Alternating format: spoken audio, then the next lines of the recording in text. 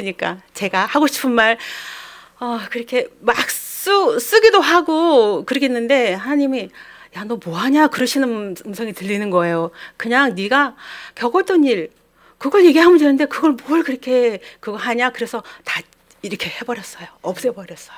그래서 그래도 순서를 목차만 제가 적어서 제가 이제 2002년도에 이제 잠실로 이사 오면서 석촌호수를 운동하면서 제가 하나님께 딱 한 번 기도했습니다. 하나님, 저 힘들어요. 그런데 하나님 은혜 가운데 이 힘든 것을 다 이겨내고 내가 하나님께 많은 사람들 앞에 내가 하나님의 은혜로 이것을 이겨내고 내가 지금 잘 삽니다 하는 것을 간증할 수 있도록 하나님 나를 도와주세요. 그리고 운동하고 걷다가 근데 하나님 다시 기도한 거예요. 하나님 근데 이건 아닌 것 같아요. 내가 먼저 하는 것보다 남편이 먼저 한 다음에 제가 간증을 할 수 있도록 하나님 저를 이렇게 해주세요. 딱 한 번 했는데 그 응답이 20년 만에 하나님께서 그거를 잊어버리지 않으시고 20년 만에 제가 사람들 앞에서 내가 너를 이렇게 사랑하고 나를 이렇게 되겠다 하는 것을 말씀하게 하게 해 주신 거예요. 그래서 오면서 저에게는 뭐 부족한 게 뭐 여러 가지 많이 있겠지만 하나님께서 저에게 평생에 한 번 주신 기회인지도 모르잖아요. 그래서 나 혼자만의 감사와 영광을 돌리는 이 예배 시간이 정말 됐으면 좋겠다는 그런 마음으로 제가 왔습니다. 심장이 팍 벌렁벌렁 뛰어가지고 감사합니다. 보잘것없는 그 기도를 들어주신 하나님께 정말 감사를 드리고 제가 1997년 IMF 때 폭삭 망했습니다. 그래서 시아버지 집으로 들어가 살다가 도저히 못 살겠어 그냥 방을 하나 얻어서 나오다가 아버지께서 집을 하나 주셨어요. 서대문구 부가연동 1명 굴레방다리에 대한민국 최초로 지은 아파트래요. 그때 당시 13평이면은 그 당시에는 제일 최초로 아무도 지었는데 그 아파트가 있는지 자녀들도 하나도 몰라는 거예요. 근데 우리한테 너 가서 살아라고 그런 거예요. 그러니까 하늘에서 집이 뚝 떨어졌잖아요. 없이 살다가. 그래서 이렇게 사는데 우리 시아버지는 이제 부천에 사셨어요. 시어머니랑 두 분이서. 근데 우리 시어머니가 약간의 치매가 있었는데 착한 치매. 무엇을 밖에 나가서 주워서 가지고 들어오는 치매. 그래서 그 지하실에 창고에 완전 쓰레기가 1톤이 넘는 쓰레기가 쌓여있는 그런 것인데 손을 댈 수가 없었어요. 근데 그 시어머니가 밖에 나가서 비 오는 날 밖에 나갔다가 미끄러서 넘어져서 고관절이 부러진 거예요. 그런데 그 당시 80세가 되셨으니까 뭐 너무 나이도 많고 몸이 저의 반쪽도 안 되는 그런 연약하기 때문에 수술도 안 된다는 그런 판정을 받은 거예요. 그래서 아버지가 이제 기저귀를 채워놓고 이제 케어를 하신 거예요. 그 시아버지가. 그런데 우리가 이제 일주일에 한 번씩 반찬해서 가서 나리고 가서 그 청소 싹 해주고 하고 했는데 이제 아버지가 이제 그렇게 상태가 왔으니까 어떻게 할 수가 없어서 그럼 저희 집으로 모시고 오세요. 30대 저희 중반이었으니까 그때는 힘이 더 세졌잖아요. 뭐 그런 거 저런 거 저는 한번 마음 먹으면 그것이 나한테 유익한데 그거 생각 없어요. 그냥 가는 거예요. 그래갖고 이제 모셔왔어요. 그래서 8개월 동안 이제 우리 집에서 똥기저귀 차면서 근데 하루 일어났더니 할머니가 쌓은 똥을 먹고 있었어요. 진짜 먹고 있었어. 그래서 근데 그때는 너무 놀래가지고 똥이 더럽다 생각이 안 들어요. 그 어머니를 끌고 화장실에 가서 칫솔로 다 하면서 정말 그렇게 하고 8개월을 우리 집에서 사셨는데 돌아가셨잖아요. 활팔글에서 돌아가셨어요. 근데 이제 시아버지는 혼자 부천에 계시면서 근데 이제 할머니가 돌아가시니까 그 집을 이제 청소를 해야 되잖아요. 그 집을 판다고 하시니까 그 1톤이 넘는 쓰레기를 우리 남편이랑 가서 매주마다 가서 치우는 거예요. 아주 그런데 아버지가 이제 우리랑 같이 살기 위해서 집은 작지만 어차피 그래서 오셨는데 느닷없이 우리 보러 나가래요. 왜 나갑니까? 난 못 나갑니다. 근데 내가 너희랑 살면 이 집마저 빼앗길 거래. 아니, 나는 어떻게 그런 생각을 하는지 지금도 이해가 안 돼요. 그래서 나가래요. 그래서 나는 절대 나갈 수 없습니다. 근데 우리 남편은 아버지 그동안 그렇게 어려운 일을 다 해드렸는데 여기 살면 좋잖아요. 우리는 고생할 일이 없잖아요. 근데 아버지에 대한 배신감이 너무 커서 같이 못 살겠다는 거예요. 남편이. 나는 안 된다. 그냥 살자. 자기 혼자 집을 알아보러 다닌 거예요. 도저히 아버지한테 배신감이 너무 실망이 커서 못 산다는 거예요. 그래서 집을 혼자 이렇게 보러 다녀서 미성 아파트 송파로에서 마천 거여로 혼자 이렇게 집을 보러 다닌 거예요. 근데 그 당시 30년 전에는 마천 거여가 굉장히 낙후된 곳이고 또 아이들을 교육시켜야 되니까 이제 그 미성 아파트 있는데 그쪽이 눈에 들어와서 다른 건 눈에 안 보이는 거예요. 근데 우린 돈이 없었어요. 그런데 우리 남편이 내가 할 수 있다. 그런데요, 지금 그 전에 내 말은 요만큼도 안 들어주는 거예요. 어찌나 고집이 셌는지. 그래서 내가 그래 당신이 할 수 있다면 한번 해봐. 그런데 제가 완전히 똥피바가지를 쓴 거예요. 피바가지. 그래서 내가 그래서 거기 안동에 살았으면 생활이 다 똑같은 사람들끼리 어울려서 애들 잘 키우면 행복하게 살 수 있는데 내 말을 안 들어줘서 나를 이렇게 잠실 거지로 만들어놨다고 제가 얼마나 원망을 했는지 몰라요. 거기는 정말 잘 사는 사람들이 사는 곳이잖아요. 그 미성 아파트라는 곳은. 그래서 그래도 이제 거기서 자리를 잡고 있는데 그 상가에 교회가 있어요. 근데 제가 우리 아들이 92년생인데 92년 4월에 낳고 10월에 내가 걔를 업고 교회를 찾아간 곳이 미금시 평내동의 대한예수교 장로의 통합측이 합동측이에요. 그 이렇게 네모난 마크가 있는데, 그런데 저는 얼마나 고지식하면 내 집에 다른 큰 교회가 있어도 그 교회는 눈이 안 들어요. 오직 그 마크가 있는 교회만 찾아가는 거예요. 오직. 근데 이 미성 아파트 상가에 왔는데 딱 그 마크가 있는 거예요. 야, 됐다. 내가 여기서 집이 바로 앞이니까 내가 이 교회에 5분 대기조로 내가 생각하면서 내가 이 교회를 섬겨야 되겠다. 그러고 살았는데 그 마크가 다른 거였어요. 근데 하나님이 그때 그 당시에 내 눈에 그 마크를 보여주신 거예요. 저는 그 마크를 붙고 들어갔거든요. 다른 마크는 절대 안 들어가요. 근데 나중에 들어보니까 그 마크가 아닌 거였어요. 그래서 내가 근데 거기 하나님께서 그때는 몰랐어요. 근데 지나고 나니까 이 하나님께서 우리를 그렇게 아버지의 마음을 흔들어서 나갈 수밖에 없게 했던 이유가 다 있었던 거예요. 거기는 그 당시는 제가 믿음도 약했고 뭐 그런 것도 잘 모르고 그냥 교회만 다니는 그냥 교인이었으니까.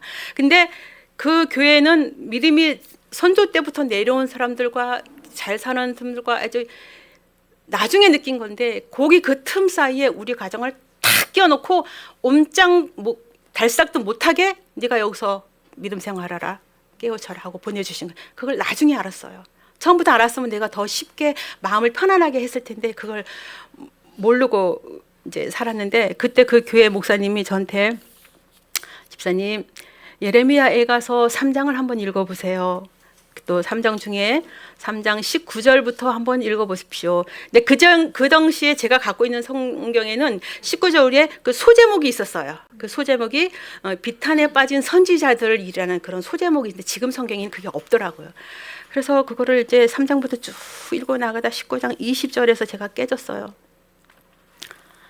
내 마음이 그것을 기억하고 내가 낙심이 되오나. 근데 하나님이 분명히 그 찬송한 그 성경에는 이렇게 돼 있는데 제 눈에 보이는 성경은 달랐어요. 하나님이 내 마음을 아시는 것처럼 그 눈이 그렇게 들어온 거예요. 그래서 제가 그 혼자 앉아갖고 엉엉 울었어요. 하나님이 내 마음을 아신대. 남편도 모르고 누구도 모르는 것을 하나님이 아신대. 하나님이 아시면 그건 게임 끝나지 않았니? 그래서 그 앉아가지고 엄청 진짜 울었어요. 나는 내가 하나님 앞에 울고 나면 내가 또 하루 사는구나 하는 생각을 하는 그런데 그러고 나서 며칠 지나서 그 성경을 정말 다시 보니까 하나님이란 말이 없어요. 분명히 나는 하나님이 내 마음을 아신다. 그때 그걸 보여주신 거예요. 그러니까 하나님께서 나를 이 마음이 너무 힘드니까 그런 말로써 위로를 해주신 거였어요. 하나님이란 말이 없구나. 근데 하나님께서 나한테 그때 그 말을 보여주셨구나. 그리고 그때 깨달은 거예요. 그래서 계속 읽다가 3장 26절에 저 깨졌는데 책망의 목소리로 저한테 깨달음을 주시더라고요. 사람이 여호와의 구원을 바라고 잠잠히 기다림이 좋도다. 근데 어디서냐? 잠잠히 기다리지 못했기 때문에 내가 힘든 거라. 그 책망이 나한테 밀려오기 시작하는데 어마어마한 책망이 밀려오더라고요. 저는 직장을 다닐 때 분초를 다투는 그런 직업을 했기 때문에 내가 우리 남편한테 여보 이거 어때? 그러면은 예스 노가 바로 와야 돼요. 말을 하면서 예스 노를 벌써 기다리고 있는 성격이 엄청 급한 성격이죠. 그런데 우리 남편은 여보 내가 이렇게 하면 어떻게 생각해? 그러면 한 박자 쉬고 답이 오는 거예요. 정말 한 박자 반을 쉬고 답이 오는데 그것도 내 기분이 좋을 때는 뭐 넘어가는데 기분이 나쁠 때는 제가 못 참는 거예요. 왜 그 대답을 그렇게 쉬운 대답을 바로바로 안 해주고 한 박자 쉬고 답을 해주냐. 그거 가지고 정말 그래서 근데 그 책망이 오는 거예요. 너가 기다려주지 못해서 네가 마음이 아프고 네가 남편과 함께 불화가 생기고 내 남편가 불화가 생기니까 뭐 아이들한테도 그게 뭐야 그 영향이 갈 것이고 모든 것이 그리고 저 책망이 어마어마하게 나한테 내가 기다려주지 못했다는 거. 근데 그게 한 번에 이렇게 완벽하게 바뀌지 않아요. 그렇지만 조금씩 시간이 지나면서 바꿔서 지금은 제가 한 박자 반을 기다려요. 한 박자 반을 기다려요. 그런데 우리 딸이 똑같이 어렸을 때는 몰랐는데 커서 보니까 얘나 이거 뭐 좀 하면 안 될까 했더니 어머 한 박자 반 쉬고 답이 오네요. 그래서 내가 야 그 DNA 정말 무섭다. 그 DNA 정말 무섭다. 그래서 내가 막 웃고 그랬는데 그렇게 하나님께서 부족한 저를 정말 사랑하시고 또 깨우쳐 주시고 알게 하여 주시기 때 그런 말씀으로 또 이렇게 저를 이제 살려주시고 또 한 가지는 찬송가 180장이 있거든요. 하나님의 나팔소리 천지진동할 때 그거는 제가 그냥 찬송가를 있는 그대로 부르는 찬송가에 불과한 거예요. 찬송가를 그냥 제가 그때 아르바이트 하면서 그 창고에서 뭐 이렇게 박스 접고 하는 그런 아르바이트를 했었어요. 그런데 거기서 이제 아무도 없으니까 제가 찬송가를 틀어놓고 매일 내 개인적인 시간인 거예요. 찬송가를 부르면서 막 그렇게 하는데 어느 날 이 성경책을 읽을 때 마태복음 24장 31절과 데살로니가 4장 16절 17절을 제가 성경 읽는 가운데 그걸 보게 됐어요. 그런데 이 찬송이 그냥 있는 찬송이 아니라 말씀에 있는 찬송이다. 그래서 내가 이걸 받은 거예요. 그러면 하나님이 예수님이 재림하여 오실 때 이 하늘에서 천사들이 천군 천사들이 나팔을 불고 오실 때 내 이름을 부를 거잖아요. 이길람 하면 나는 정말 기쁜 마음으로 내가 갈 수 있구나.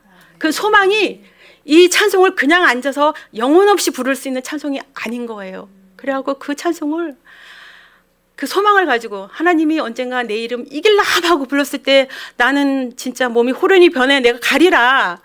그 소망이 이 말씀을 듣고 너무너무 은혜롭게 와닿은 거예요. 그래서 내가 하나님 감사합니다.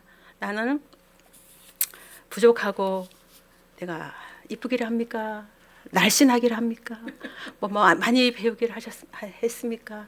그러나 하나님, 내가 하나님을 믿는 그런 믿음만을 하나님 내가 소중히 지키고 내가 가겠습니다. 하나님 나 이 다음에 하나님이 만날 기회가 있을 때 정말 영광 중에 그 하나님이 제 이름을 불러주길 소망합니다 하는 그런 소망이 너무너무 행복하게 그 와닿는 거예요. 그런 그 성경을 보면서 그 깨달음이 저에게는 되게 많이 있었고요.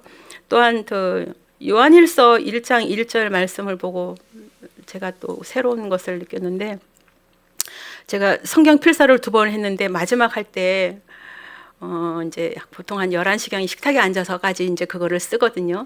근데 나 이제 다 쓰고 이제 접고 이제 자야지 하고 마무리를 하는데 우리 딸이 요만한 큐티책을 와갖고 제 앞에 딱 앉는 거예요. 그래서 내가 아유 우리 순장님이 나와서 공부하는데 엄마가 지켜줘야지. 우리 순장님이 이렇게 열심히 공부하는데 내가 앉아 있어야지 하고 이제 그러면은 다시 성경을 뭐 쓰는 거는 불가능하고 내가 요한계시록을 한번 읽어봐야겠다. 그래서 딱 폈는데 요한일서가 펴진 거예요. 그래서 그래 요한일서 좋지. 그래갖고 요한일서 1장 1절을 읽었어요. 그런데 그 1장 1절을 읽었는데 갑자기 정말 눈이 밝아진다고 하는 세상이 눈이 밝아진다고 하는 건 다르더라고요. 눈이 그냥 한꺼풀이 확 벗어지면서 어떠한 마음이 제 마음에 쑥 들어왔어요. 근데 근데 제가 분명히 아는 마음이에요. 근데 뭐라고 답할 수 있는 마음이 떠오르질 않는 거예요. 그래서 한참 동안 그것을 생각해서 며칠 동안 이게 도대체 그 마음이 내가 분명히 아는 마음인데 그 마음이 뭘까?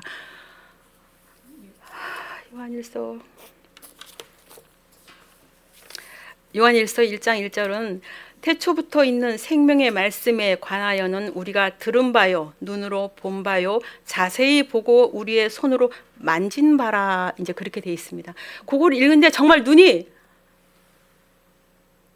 밝아진다는 것이 이런 거구나 하는 느낄 정도로 밝아지면서, 근데 제가 며칠 동안 그것을 생각했는데 결국은 그게 제 마음이 응답이었는데, 어떤 마음이냐면, 예수님이 3년 반 동안 이 땅에서 공생하면서 그 애 제자 중에 하나가 사도 요한이잖아요. 사도 요한인데 그 사도 요한이 그 예수님과 같이 먹고 자고 그 무릎에 눕고 하는 그런 마음이, 그 그리움, 예수님에 대한 그리움. 근데 그게 보통 말하는 그리움이 아니라 아주 절절한 마음이었던 게 내 마음에 들어오는 거예요. 사도 요한이 예수님과 지냈던 그것을, 이제 이거 쓸 때는 사도 요한이 힘들 때 썼으니까 얼마나 그 그리움이 마음이 있어. 근데 정말 이 세상에서 느껴보지 못한 그 사도 요한의 그 절절한 그리움이 온팍 제 마음에 들어오더라고요. 그러면서 사도 요한이 지금 예수님을 엄청 많이 그 시절에 만난 것을 생각하며 그리워하고 있구나, 그런 생각을 하면서 제가 저한테도 그 100%의 그런 절절한 그리움이 저한테 들어오더라고요. 그래서 나도 언젠간 하나님을 만날 텐데 나에게도 그런 예수님을 만나고 싶은 절절한 마음이 있는가? 돌아보았을 때 어린 반푼어치도 없지요. 사도 요한하고 비교한다면 어린 반푼어치도 없어요. 그렇지만 어쨌든 간에 우리가 여기서 살다가 예수님 믿어서 언젠가는 신랑 되신 예수님을 바라보고 만나는 그런 기쁜 소식을 제가 이제 생각을 하면서 사는 거예요. 이제 이 소망이 생기면서, 그게 제가 편할 때, 완벽할 때 이루어진 것들이 아니라 내가 가장 어려울 때 하나님께서 나한테 그런 소망을 주시고 위로를 주시고 깨우침을 주신 그런 것들이거든요. 그다음에 시아버지를 제가 7년 동안 모셨다 했잖아요. 제가 2002년 6월에 월드컵이 하기 전에 미성 아파트로 이사 와가지고 우리 아버지가 아현동에 있는 집을 그냥 파셨대요. 그래서 내가 왜 팔아? 갑자기 그 집을 왜 팔아? 근데 그 집을 얼마에, 나는 남의 거 아닌 것은 저는 관심도 없거든요. 얼마에 팔았는지, 그 돈을 팔아서 어떻게 했는지 저는 몰라요. 근데 나중에 들으니 우리 남편한테 얼마를 주고 우리 시숙한테 얼마를 주고 그리고 나머지는 당신이 돌아갈 준비를 하고 얼마를 갖고 있다 그러시더라고요. 근데 저는 우리 남편이 그때 집을 두 채 없어서 내가 부모를 모셔야 되는, 저는 그런 거 아니었거든요. 저는 안 모셔도 돼요. 제가 있는 동안 최선을 다했고, 아버지가 우리를 나가려고 하면 아들 5형제 중에 우리 막내거든요. 그럼 난 너 하면 돼요. 모실 이유가 없는 거예요. 그런데 그때 우리 교회 전도사님이 계셨어요. 여전도사님이 계셨는데 저한테 하는 말이, 이 땅에서 묶으면 이 땅에서 풀어야지, 이 땅에서 묶은 건 하늘에서는 안 풀어준다. 그런 말씀을 하시는 거예요. 근데 그게 성경에 있단다. 그래서 제가 나중에 찾아보니까 마태복음 18장 18절에 그 말씀이 있더라고요.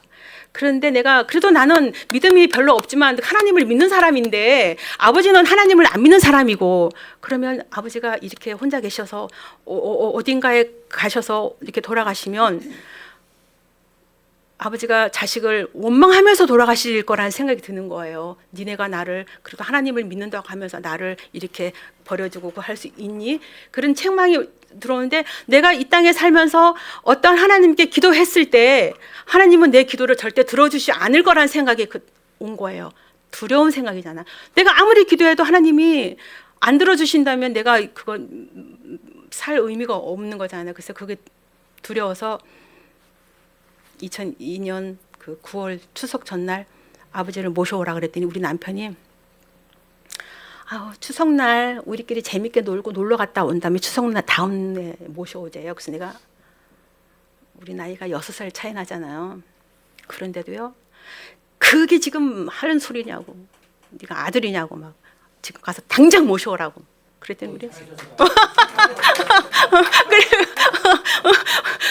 그래 당장 저는 근데 방 2개짜리 최고로 힘들 때 아버지를 모셔올 상황이 아니었지만 그런 게 눈에 안 보이는 거예요. 하나도 보이지 않아요. 그걸 따졌으면 내가 아버지를 모셔오지 않지.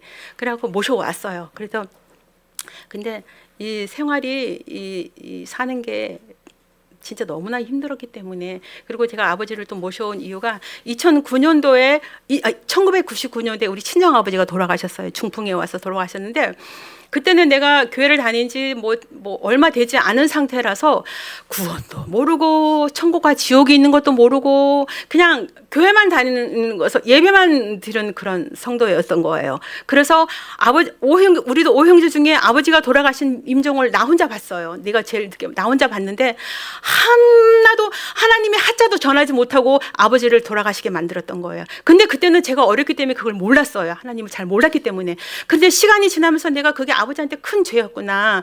아버지가 듣든지 말든지 나는 그 하나님을 전해야 되는데 나는 못 전한 거예요. 왜냐하면 내가 부족했기 때문에, 내가 그런 확신이 없었기 때문에, 구원에 대한 확신이 없고 천국과 지옥에 대한 확신이 없었기 때문에 내가 아버지를 그거를 그냥 지옥에 가실게, 아버지는 하늘을 몰랐으니까. 그런 책망에, 그래서 내가 우리 시아버지는 절대로 그러면 안 되겠다. 그래서 내가 그 2가지를 생각하고 내가 아버지를 모셔왔는데, 우리 아버지는 해주분 혼자 내려와서 자수성가해서 돈을 엄청 많이 벌으셨는데 자식이 여럿이다 보니까 다 이렇게 하시고 그랬는데, 찔러도 피 한 방울 안 나올게끔 그렇게 아주 정말 똘망똘망 하신 분이셨어요. 근데 그 아버지가 이제 같이 살지만 뭐 형편이 뭐 돈이 거의 없고 있으니까, 근데 제가 여기서는 도저히 못 살겠는 거예요. 이사를 가야 되겠다. 나는 도저히 내가 여기서는 이제 못 살겠다. 그래서 이사 갈 생각을 했는데 내 마음에 이런 생각이 드는 거예요. 내가 아버지를 모시고 이사를 간다면 이것보다 더 좋은 곳은 못 갔을 거고 더 나쁜 곳으로 이사를 가야 된다면 아버지가 너는 하나님 믿으면서 어떻게 이렇게 못 살고 아버지 이렇게 할 수 있냐, 그런 책망의 소리를 할 거란 그러니까 자존심이 상한 거예요. 그래서 내가 끝까지 한번 버텨보자.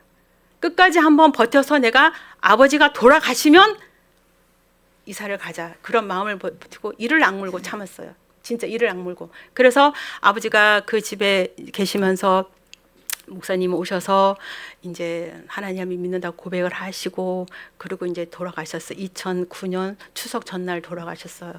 그런데 이제 제 짐이 다 없어졌잖아요. 그래서 제가 이제는 정말로 이사를 가야 되겠다. 그래서 그때 큰언니가 돌아가시 전에 경북 구미에 살았어요. 경북 구미에 살아서 옛날 시골은 이제 집이 뭐 저렴하니까 집을 구해놨다고 그러더라고요. 그래서 우리가 내려가면 되는 거예요. 근데 우리 아들이 잠실고등학교 2학년이지만 일반인이 전학은 안 되지만 뭐 가정형편상 멀리 가는 거는 전학이 가능하다고 해서 학교도 다 알아보고 했는데, 느닷없이 우리 남편이 아는 사람이 지금 뭐해? 하고 전화가 왔더래요. 그래서 내가 여차여차해서 제가 시골로 지금 이사를 갈 준비를 하고 있습니다. 그랬더니 그래? 이사 가지 마. 내가 돈을 보태줄 테니까 여기서 집 얻어서 나랑 같이 그 교육 사업을 하자. 생각지도 못한 곳에서 하나님이 저희를 또 잡아주신 거예요. 정말 생각지도 못한 곳에서. 그래서 이 아파트에서 방해동, 그 전에 우리가 살면서 이사 가기 전까지 거기서 15년을 살았어요. 근데 그 집이 이사 가면서 제가 울면서 들어갔어요. 그 집이 싫어서. 그런데 들어가서 살면서 우리가 모든 그런 어려움들, 아이들도 크고 잘 크고 다 아이들을 또 잘해서 너는 역시 하나님을 잘 믿으니까 아이들이 잘 되는구나. 옆에서 본 사람들이 있어요. 그렇게 이제 다 이겨낸 거예요. 그 집에 15년 살면서. 근데 제가 꿈을 꿨어요. 이제 2010년 4월에 이사 가서 얼마 된지 안에 꿈을 꿨는데, 그 이사 가는 그대로의 그런 상황이 펼쳐지는 거예요. 꿈속에. 근데 내가 우리 남편한테 여보 우리 이제 이사 가야 돼 말하니까 우리 남편이 나는 여기서 살고 싶은 여자가 있기 때문에 너를 따라갈 수가 없다는 거예요. 꿈에 그렇게 얘기를 하는 거예요. 여기서 살고 싶은 나는 그 하나님이 보여주시는 꿈은요 몇 년이 지나도 그게 너무너무 생생한 거예요. 잊어버리지가 않아요. 내가 여자랑 살고 싶은 여자가 있기 때문에 여기서 너를 따라갈 수가 없대요. 그런데 그 말을 듣는 순간에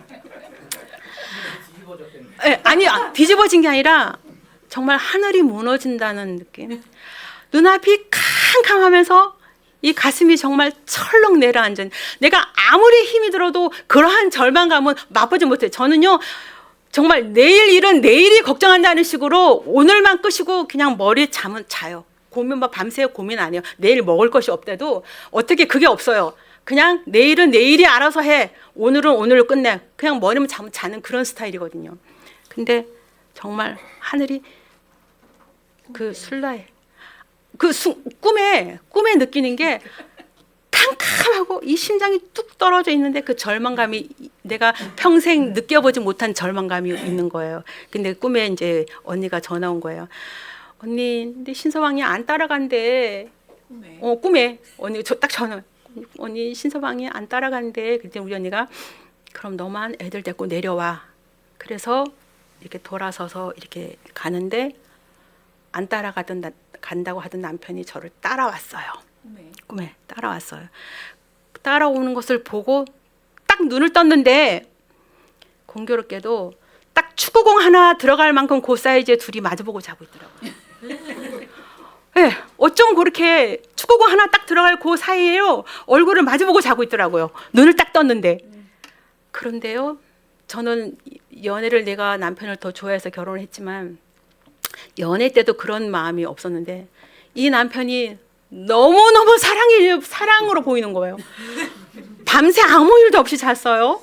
그런데 그 눈을 딱 떴을 때 이 미운 감정은 이제 없어지고 너무너무 그런 사랑을 내가 아가씨 때도 가지 못한 그 하나님이 주시는 사랑인 거예요. 너무너무 사랑스러운 거예요.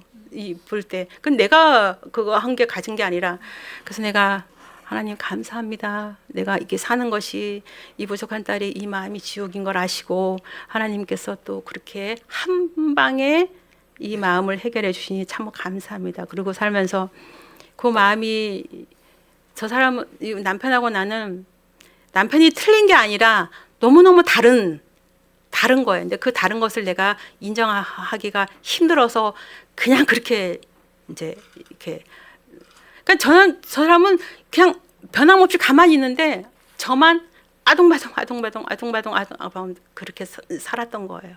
근데 싸움이 안 돼요. 내가 소리를 막 지르려 하면은 창문부터 닫아요. 밖에 시끄러운 거 나간다고. 싸움이 안 돼요. 그럼 저는 속이 더 타잖아요. 한번 붙어서 이거를 뭔가를 해야 되는데, 하나님이 그때 이후부터 그 남편을 미워하는 마음이 조금씩 바뀌고. 근데 살다 보니까 매일 좋겠습니까? 그렇지 않아요. 절대 그렇지 않아요.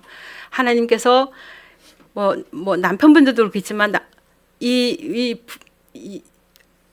여자들한테 남편을 그 긍휼히 보아주는 눈을 하나님이 안 주셨다면 살기 힘들어요.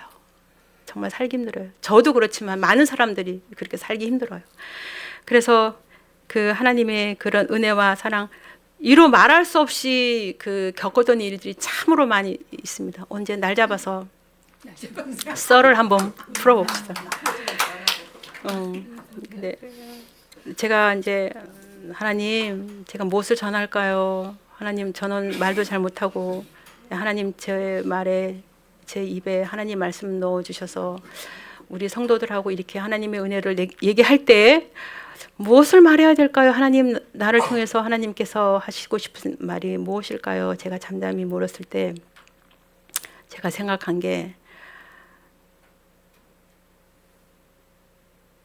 옛날 그 호주 사람이 이 종이 한 장을 써가지고 이렇게 했다 하더라고요.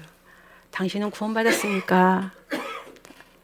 만약 당신이 오늘 밤에 죽으면 당신은 천국 갈 수 있습니까? 그것만 적어서 이렇게 전도지를 40년 동안 돌렸다고 하더라고요. 그것을 통해서 세계 만국의 많은 사람들이 받았다고 하는데, 우리도, 현대를 사는 우리도 과연 우리가 구원의 확신을 갖고 있는 것은 너무나 좀 무섭고 또 교만일 수도 있지만, 우리가 오늘 하나님 앞에 믿음이 어느 정도 있는지, 내가 정말 내일 죽어도 우리가 하나님 앞에 바로 설 수 있는지 그런 믿음을 매일매일 또 점검을 아마 해봐야 될 거라고 생각하고, 그리고 주일날 교회에 올 때 맹맹함으로 오지 마십시오. 하나님을 오늘 만나고 내가 정말 구원받기 위하여 애쓰고 노력하고, 근데 하나님의 구원은 하나님이 주신 은혜잖아요. 그 믿음으로 이어지는 은혜인데, 우리가 교회를 일단 하나님께서 이렇게 보내주신 거는 우리를 길이 참으시고 끝까지 인내해서 우리가 하나님께로 돌아오기를 기다리는 그런 하나님의 마음을 우리가 알고, 하나님께서 우리를 위하여 나중에 정말 아까 그 찬송가 180장처럼 나중에 하나님 재림하실 때나 우리가 하나님을 만날 때나 가서 정말, 야, 너 이 땅에서 정말 잘했다, 잘 살았다, 정말. 근데 하나님께서는 우리가 많은 것을 하시는 걸 바라지 않으시고, 또 뭐 무언가를 크게 하는 것을 바라지 않으시고, 이 자그마한 것에서도 너가 나를 사랑하느냐, 너가 나를 정말, 하나님을 경외하는 것이 믿음의 지혜의 근본이라고 하는 그 말씀을 우리가 늘 생각하면서 교회에 오셔서 그냥 왔다 그냥 가지 마시고, 정말 마음의 문을 열어서 하나님의 말씀을 그 마음밭에 꼭꼭 심어서 우리 마음밭이 변화되고 속사람이 변해져서 날로 날로 하나님과 같은 그런 길을 갔으면 참으로 좋겠습니다. 마지막으로 우리가 찬송가 180장 진짜 신나게 한번 불러보고 하겠습니다. 박수하시면서 찬양하시겠습니다. 하나님의 나팔 소리 천지진동할 때에 예수 영광 중에 구름 타시고, 천사들을 세계 만국 모든 곳에 보내어 구원받은 성도들을 모으리. 나팔 불 때, 나팔 불 때 나의 이름, 나팔 불 때 나의 이름, 나팔 불 때 나의 이름 부를 때에 잔치 참여하겠네. 무덤 속에 잠자는 자 그때 다시 일어나 영화로운 부활 승리 얻으리. 주가 택한 모든 성도 구름 타고 올라가 공중에서 주의 얼굴 배우리. 아멘. 나팔 불 때 나의 이름, 나팔 불 때 나의 이름, 나팔 불 때 나의 이름 부를 때에 잔치 참여하겠네. 주님 다시 오실 날을 우리 알 수 없으니 항상 기도하고 깨어 있어서 기쁨으로 보좌 앞에 우리 나가서도록 그때까지 참고 기다리겠네. 아멘. 나팔 불 때 나의 이름, 나팔 불 때 나의 이름, 나팔 불 때 나의 이름 부를 때에 잔치 참. 다시 한번 믿음으로 나팔 불 때, 나팔 불 때 나의